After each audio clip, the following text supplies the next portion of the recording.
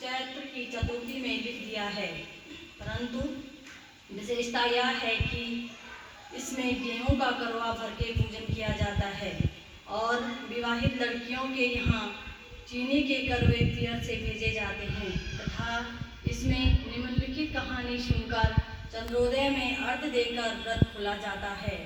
कथा।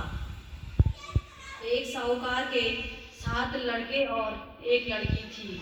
जेठानी के सहित उसकी बहुओं और बेटी ने करवा चौथ का व्रत रखा था।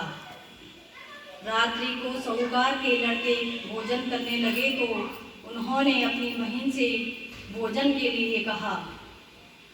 इस पर बहन ने उत्तर दिया, भाई अभी चांद नहीं निकला, उसके निकलने पर अर्घ देकर भोजन करूंगी। बहन की बात सुनकर भाइयों ने क्या काम किया कि नगर से बाहर जाकर अग्नि जला दी और छलनी ले जाकर उसमें से प्रकाश दिखाते हुए उन्होंने बहन से कहा, बहन चांद निकल आया है, अर्घ देकर भोजन जीन लो। यह सुनकर उसने अपनी भाभियों से कहा कि आओ तुम भी चंद्रमा को अर्घ दे लो, परंतु वह इस कांड को जानती थी।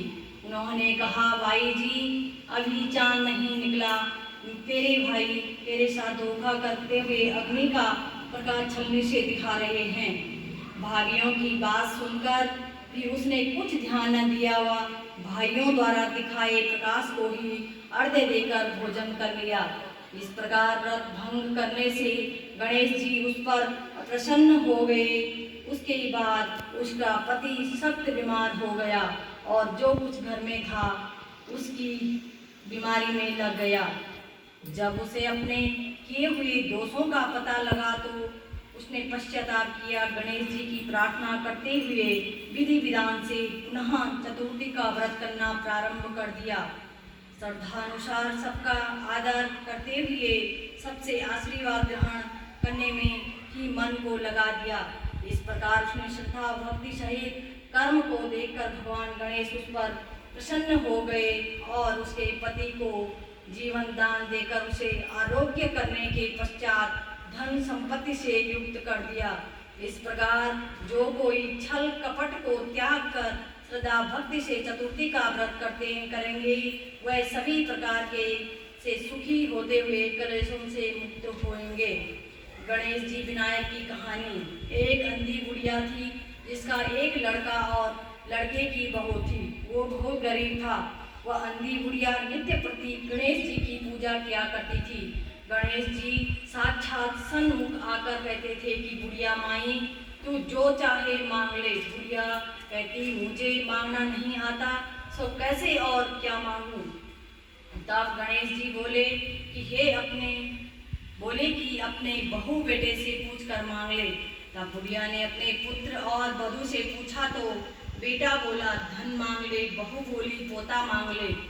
तब बुढ़िया ने सोचा कि बेटा बहू अपने अपने मतलब की बातें कर रहे हैं, अतः उस बुढ़िया ने पड़ोसियों से पूछा तो पड़ोसियों ने कहा कि बुढ़िया तेरी थोड़ी सी जिंदगी है, क्यों मांगे धन और पोता, तू तो केवल अपने नेत्र मांग ले, जिससे तेरी शेष जिंदगी सुख से व्यतीत हो जाए।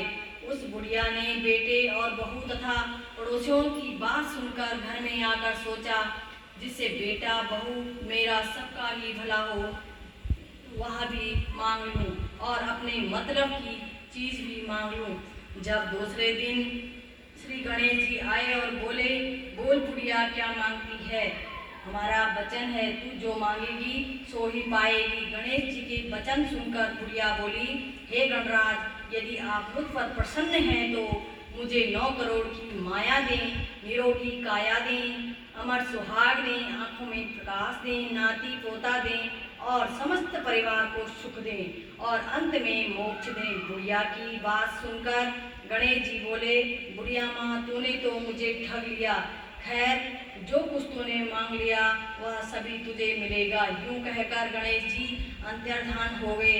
हे गणेश जी, जैसे बुढ़िया मांग को मांगे अनुसार आपने सब कुछ दिया, वैसे ही सबको देना और हमको भी देने की कृपा करना। बोले गणपति भगवान की जय, बोल गणेश भगवान की जय।